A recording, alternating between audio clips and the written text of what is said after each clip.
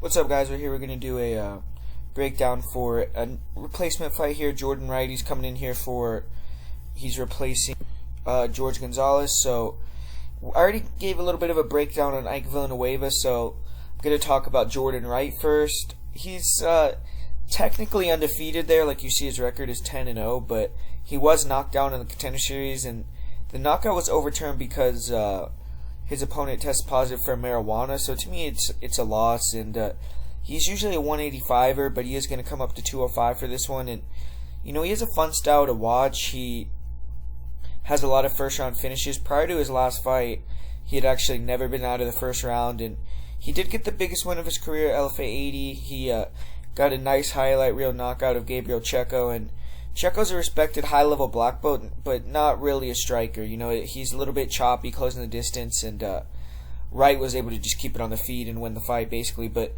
the fight was still only 48 seconds into round 2, so still has only gone that far in fight, so it's hard to know about his cardio, but he has upped his competition level in his past 3 fights. But prior to that, man, he was fighting absolute cans. The combined record of his first 8 opponents is 1 win, 41 losses.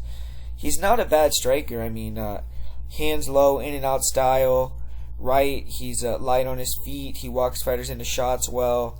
He kind of likes to circle opponents into body kicks, and then he'll change up the kick, throw it to the head. Good straights, good overhands he'll walk guys into. And he's finished fights with spinning kicks. In his fight with Gabriel Checo, he did hurt him badly in the first round with the overhand right. Really quickly, like in the first minute, and then sat him down with a knee in the second, finished him. In his fight with Anthony Hernandez, though, he threw 1 spinning wheel kick to the head, a couple jabs, but when he got backed up, he showed terrible defense. Hernandez closed the distance, traded with him a little bit in the pocket. Wright looked super uncomfortable, got hit a couple times, showed up, basically quit. And the way he circles, fighters can cut the cage off, force him towards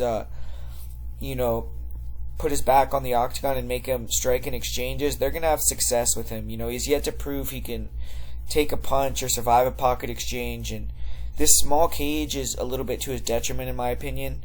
He is going to have a big speed advantage here. He needs to stay on his bike on the outside, try to walk Ike into a big strike, knock him out, and he does have 5 knockouts in his career.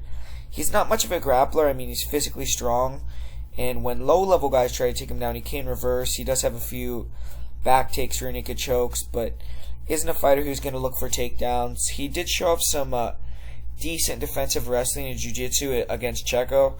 He was able to stay safe on top, and when Checo pulled guard, he never allowed Checo to sweep or really get deep on a submission.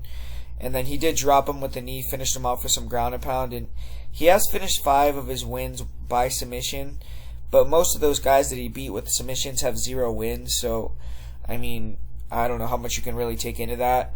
Wright's cardio is a question mark. Like I said, he's never made it out of the first minute of the second round. And his heart is obviously a big question mark.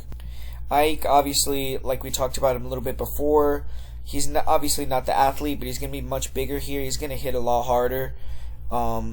He weighed 232 for his last fight. He's going to keep going down to his weight class of 205. Obviously, Wright's at 85er, so Wright doesn't want to get touched by Ike, and Ike is a guy who's very tough, high guard, comes forward, good boxing, good counter punching, and I just believe that, I got to trust Ike here. I think that he's had the full camp. I think that if he could just survive a little bit, walk down Wright, the movement will slow down, and when he can get him, in close quarters, get him to trade, I don't trust Wright's chin or his heart, and I think that, if Ike lands a couple punches, we could see him shell up and quit again. We've never seen any evidence that it won't happen. So my pick here is going to be Ike Villanueva via first or second round knockout. See, a lot of people are on Jordan Wright or think Jordan Wright's going to win, but I'm going to be picking Ike Villanueva here. As far as the odds, I see Ike open to slight favorite, -130. Wright's like +100. I wouldn't bet on that. I would just totally pass on the fight. So that's the breakdown for this fight, guys, and thanks for watching.